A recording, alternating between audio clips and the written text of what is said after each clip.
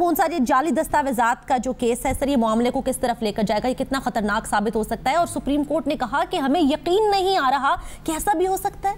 मैं कोर्ट राजा साहब आपने क्या कर दिया? कोर्ट में मौजूद था जब ये गुफ्तगू हुई और बार बार जो कोर्ट राजा साहब से इस्तफसार कर रही थी वो यही था कि आप ये प्राइवेट डॉक्यूमेंट लेके आ गए हैं जिनका ना कोई सर है ना पैर है, ना ये आप इनकी कोई ऑफिशियल हैसियत नहीं है, ना इस पे किसी के सिग्नेचर हैं। जो बैंक के डॉक्यूमेंट्स हैं वो कहाँ हैं, उनके पे कोई अटेस्टेशन नहीं है। बाकी जो आप लेटर लेके आए वो कह रहे थे, स्टिल वो कह रहे थे, और कोर्ट कह रही थी कि आपको इतना टाइम दिया, जेआईटी में आपने कहा, आपने पावर ऑफ अटार्नी का कहा, वो आप पेश नहीं कर सके वगैरह वगैरह, उन्होंने जितना मैक्सिमम टाइम। मैं तो लंबी बात में नहीं जाना चाहता। मैं ये समझता हूँ कि इस मौजूदा हालात में जितना भी एक मुझे तकलीफ़ हो रही है वो ये, मैं ऑनरेबल सुप्रीम कोर्ट से के हवाले से अर्ज़ कर रहा हूँ कि बात ये है कि आप आर्टिकल 190 देखें। आर्टिकल 190 ऑफ कानून शहादत ये कहता है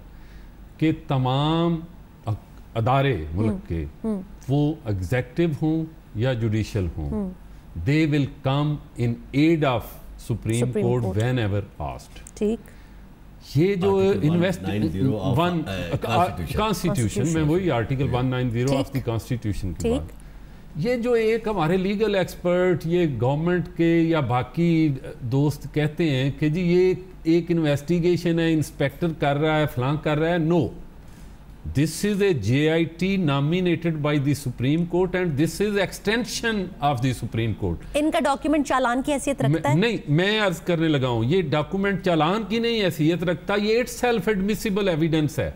इट्स सेल्फ एडमिसिबल एविडेंस है जो सुप्रीम कोर्ट ऑफ पाकिस्तान ने जब एग्जेक्टिव अथॉरिटीज को कहा कि आप ये कलेक्ट करके हम सर, लेकिन डॉक्यूमेंट में मौजूद मटेरियल पर फैसला करना, राय पर फैसला नहीं करना। नहीं, हाँ, मटेरियल की बात, मैं मटेरियल। और दूसरी बात जो कहने लगा हूं वो ये है कि जब ये डॉक्यूमेंट्स JIT ने कलेक्ट कर लिए, और मेरी जो तकलीफ की बात है वो ये है कि JIT पे हर्जा सराई और धमकियां देना, जैसे अनुषा रहमान की बात कर रहे थे चौधरी साहब, और बाकी, मैं समझता हूं कि स्ट्रेट वे ये कंटेम्प्ट है।